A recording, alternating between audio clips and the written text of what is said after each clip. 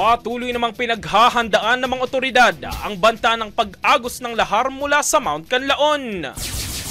Bagamat walang masyadong nararanasang pag-ulan ngayong araw sa Negros, sa pagtaya ng Pag-asa ay posibleng may mga heavy to intense rain sa mga susunod na araw sa area yan dulot ng bagyong Carubin. Sa panayam ng Brigada News sa FEM kaya PHIVOLCS Director Teresito Bacolcol, sa oras ng ulan ay posible ang lahar flow. Dahil dito, pinag-iingat ang mga residente lalo na sa malapit sa ilog. Tukoy na rin daw ang ilang mga areas na maaaring maapektuhan ng lahar flow at kaagad na mag-aabiso ng evacuation kung kinakailangan.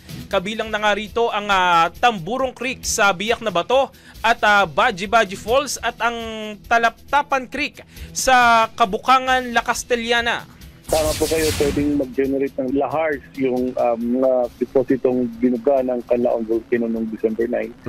And kaya nga po paalala sa mga kababayan na magiging alerta sila. And kapag nakatira sila sa malapit sa ilog na nanggaling pa sa dalisdis ng Canlaon Volcano, pwede po mag-generate ito ng lahars. Nilinaw naman ni Bacolcol na ang nangyaring magnitude 4.8 na lindol kahapon ng hapon sa Negros ay walang kinalaman sa bulkan. Sa ngayon ay nananatili pa rin sa alert level 3 ang Mount Canlaon.